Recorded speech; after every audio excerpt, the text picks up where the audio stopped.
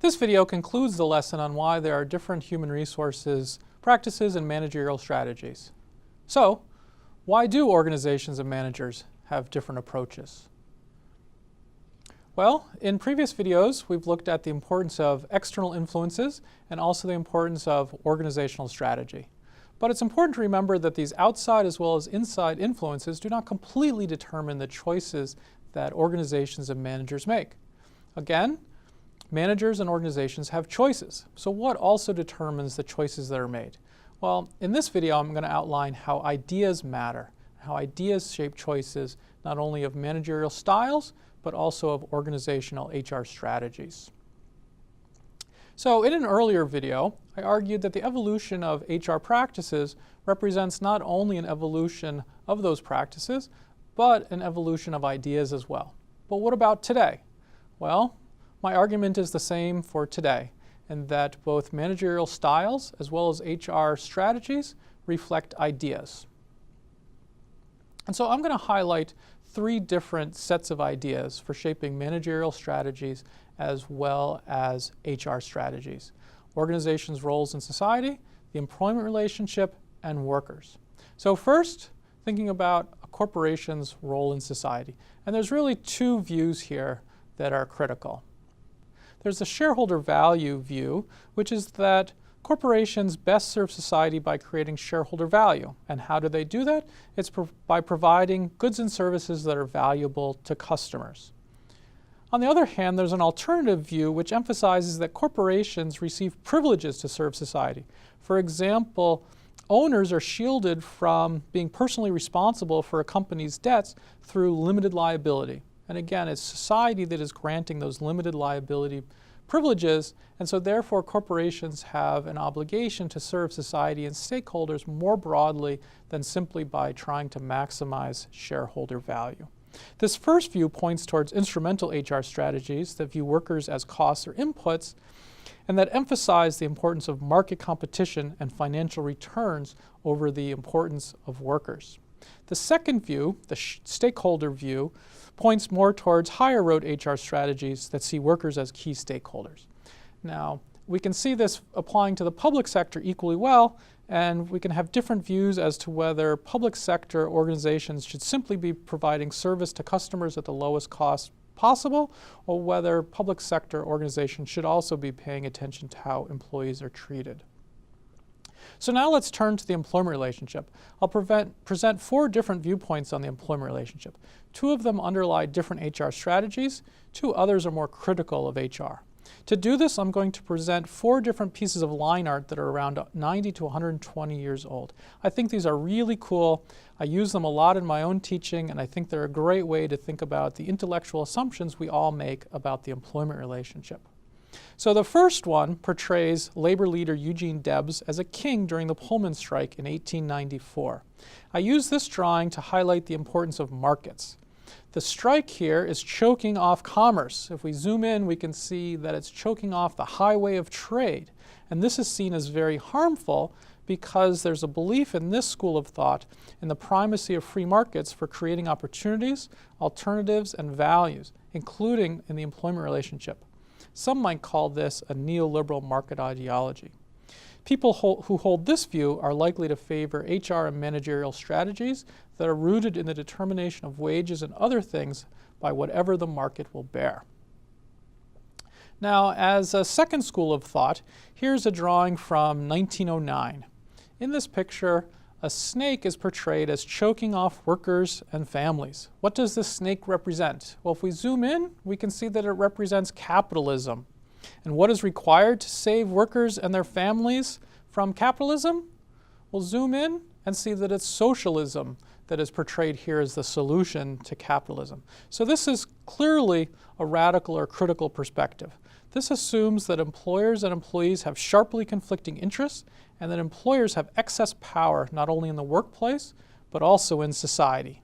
So this view is critical of human resources. It sees human resources as a sneaky, disguised way to appease workers and disguise employers' power. In other words, it's seen as an iron fist in a velvet glove. Thirdly, here's a piece of art from 1914 that represents a school of thought in between the free market and radical models. Think of employers and employees bargaining, as captured here in the middle of this picture, trying to push a pendulum to gain a power advantage. Now, what happens if labor gets too strong? Well, the pendulum gets pushed over here to an extreme, and the situation here is characterized as one of anarchy, and you have bombs and dynamite and other products of anarchy. What if we go the opposite direction and capital or employers get too strong? Well, then you have a situation where employers are seen as despots, and you have the weapons that come with that domination. For example, collars and chains and whips. So clearly in this picture, neither extreme is being portrayed as valuable, and the valuable, desirable situation is here where there's a balance in the middle, and where capital and labor have some semblance of a balance of power, and there you avoid the destruction of either extreme, and you have a bountiful harvest to split. And so this school represents an idea of the employment relationship where stakeholders in the employment relationship have unequal bargaining power, they have some conflicting interests, and it is bad for them and bad for society for one side's interests to dominate. So those interests instead need to be balanced. In other words, this is a pluralist employment relationship where the employment relationship consists of a plurality of interests that are all seen as legitimate. So again, it's not good to have one side's interests dominate the others. So what does this school of thought think about human resources? Well, from a pluralist perspective, human resources is important, especially for those issues for which there isn't a conflict of interest. However, this school is uncomfortable relying solely on human resources because there are competing interests, and you don't want to leave those competing interests to the power of organizations. So instead, you need institutional checks and balances like laws and the labor movement. So the fourth and final view of the employment relationship that I want to highlight in this video is reflected in this piece of line art from the late 1920s called Bringing Home the Turkey. Let's zoom in on the key labels. So the father pilgrim is labeled business, the children are labeled stockholders and workers, and crucially, the gun that the father pilgrim is holding, representing business, is labeled new methods. In the late 1920s, this represented a lot of business managerial developments, but let's just focus here on human resources. So what is captured by this picture? Well, first, if we take it literally, right, stakeholders are important. In fact, they're a family. But more importantly, who's creating wealth for the family? It's not a joint initiative. It's not a market-based initiative. It's a business initiative. It's the gun representing new methods that is generating wealth. And so in terms of human resources, these are win-win human resources policies that are serving not only the organization's interests, but creating enough wealth that the stockholders and workers can share as well. So this is really an important viewpoint to underscore because it's the foundation of what I called in a previous video, high road human resources strategies. And this is really essential in this view for creating win-win employment relationships. So this is called a unitarist view of the employment relationship where workers and organizations are assumed to share a number of common interests.